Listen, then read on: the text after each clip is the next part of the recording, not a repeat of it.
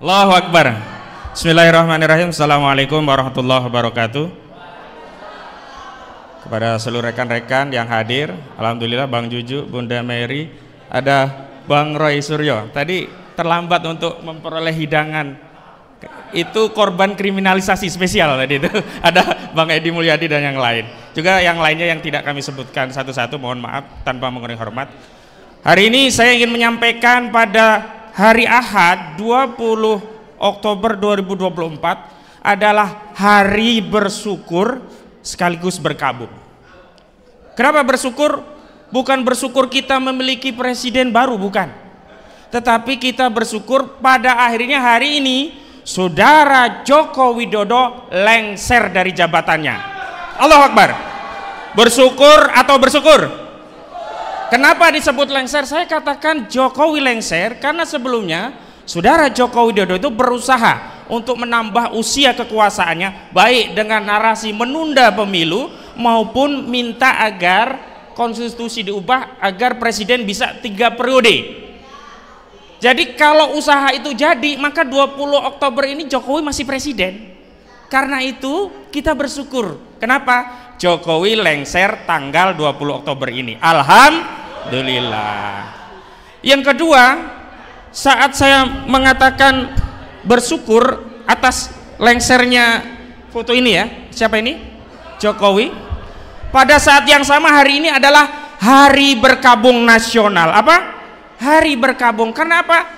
Karena ternyata Fufu Fafa tetap saja dilantik menjadi Wakil Presiden Republik Indonesia. Kita ini 280 muda. Atau di dalamnya ada Bang Refli Harun, ada Bang Juju Purwantoro, ada juga ya Bang Roy Suryo. Tapi ternyata yang jadi Wakil Presiden adalah Fufu Fafa. Luar biasa ini. Sepertinya NKRI ini kehilangan stok anak muda atau putra terbaik bangsa kita untuk melanjutkan estafet kepemimpinan nasional. Saya kira ya wapres-wapres terdahulu mendiang wapres Pak Sudarmono ya, orang-orang hebat terdahulu Pak Adam Malik, ada Pak Arboko, ada kalau yang masih hidup Pak Trisno. Beliau pasti sikap batinnya ngenesere. Zaman kumbien jadi wakil presiden itu kudune koyo aku tentara jenderal, kok saiki yang jadi wapres Fufu Fafa. Jadi saya tegaskan hari ini adalah hari bersyukur sekaligus berkabung. Karena itu hari ini kita juga harus meneguhkan komitmen terhadap 2 hal. Yang pertama, komitmen kita adalah melanjutkan tuntutan kepada Saudara Joko Widodo atas segala kesalahannya, kejahatannya, kejalibannya, ketidakadilannya selama dia memimpin Republik ini menjadi Presiden Republik Indonesia. Setuju? Jadi begitu lengser jangan dianggap selesai urusan. Tidak, yang selesai itu hanya jabatannya, urusannya belum selesai. Sudah dimulai tuntutan terkait hak keperdataan, sudah dimulai oleh Habib Rizik Syihab, Edi Mulyadi dan yang lainnya dengan gugatan perdata di Pengadilan Negeri Jakarta Pusat. Itu gugatan yang berkaitan dengan hak keperdataan. Padahal Saudara Jokowi ini ada masalah yang lainnya. Secara perdata dia punya masalah, secara pidana punya masalah, secara tata negara juga kebijakan-kebijakan ketatanegaraan bermasalah. Pada saat yang sama kebijakan tata usaha negara berupa ekspor kedaulatan garis batas pantai kita dengan modus operandi jual pasir laut ini sudah mulai digugat oleh saudara kita ya Pak Dr. Muhammad Taufik dari Solo yang tujuannya agar bisa membatalkan ekspor pasir laut. Ini luar biasa ini, kalau kita jual ekspor emas, itu emas saja yang kita pindahkan ke luar negeri.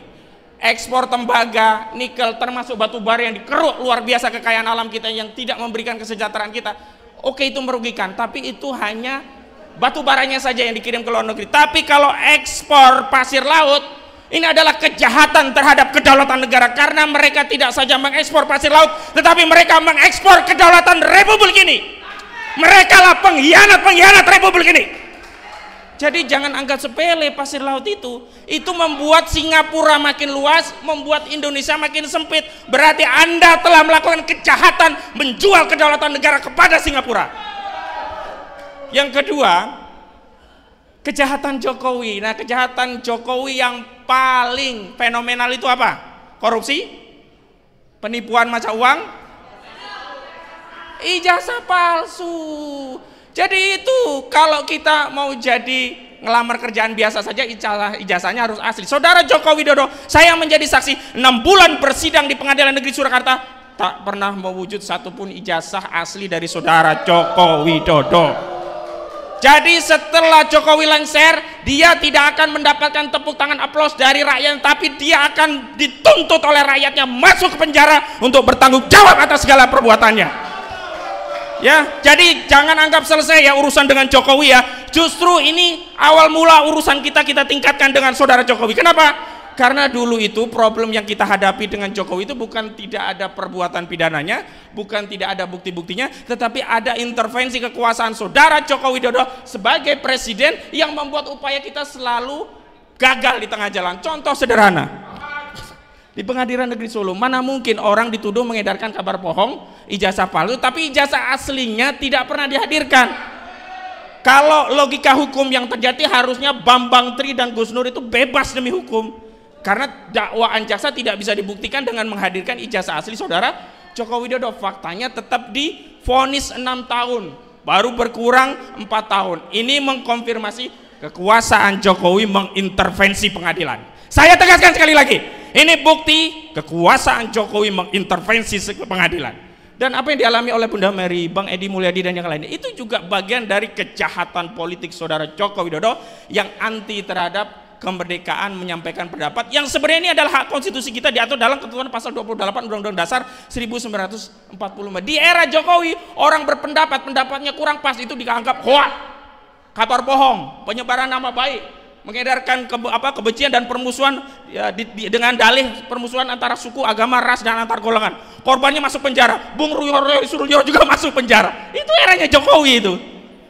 Jadi tidak pernah ada ujaran pendapat yang menjadi pidana kecuali di era rejim Joko Widodo. Maka kita akan terus tuntut saudara Jokowi. Yang kedua, ini saudara Gibran Rakabuming Raka, oke lah, masih bisa kita maklumi, dia akhirnya dilantik. Karena bagaimanapun proses untuk pembatalan itu mungkin mereka ada masalah-masalah administratif dan juga masalah politis. Karena bagaimanapun pemenang ini sudah nggak mau kalau jatah kekuasaannya menjadi hancur berantakan kalau ada isu ini begitu. Tapi setelah dilantik, maka kita akan menuntut kepada DPR MPR melalui upaya yang kita lakukan agar apa? Memakzulkan Gibran Rakabuming Raka. Apakah bisa? Bisa.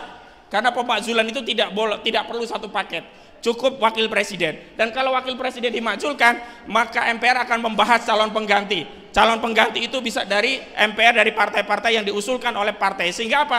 Kita bisa membersihkan legasi NKRI Republik ini dari pemimpin yang bermasalah moral, etika, bahkan tidak memenuhi syarat. Saya tegaskan saudara Gibran ini tidak memenuhi syarat karena melanggar ketentuan pasal 169 2 ayat huruf E dan huruf Q Undang-Undang Nomor 7 Tahun 2017. Karena seorang presiden dan wakil presiden itu harus sehat ya, jasmani dan ruhani. Nah, apakah orang seperti Fufu Fafa ini sehat jasmani dan ruhaninya? Sarap ini Fufu Fafa ini. Ya, yang kedua, saudara Gibran ini kan ya ditetapkan menjadi calon tanggal 25 Oktober 2023. Sementara PKPU tentang penetapan calon yang dijadikan dasar itu belum diubah. KPU hanya menetapkan Gibran sebagai calon wakil setelah ada putusan MK. Sementara putusan MK nomor 90 belum ditindaklanjuti. Putusan MK tanggal 19 belum ditindaklanjuti oleh KPU dengan pengubahan PKPU. Tiba-tiba tanggal 25 Oktober, hari terakhir pencalonan presiden dan calon wakil presiden, didaftarkan langsung ditetapkan sebagai calon wakil presiden. Dan ini digugat. Harusnya tanggal 10 kemarin putusannya, ditunda 2 minggu.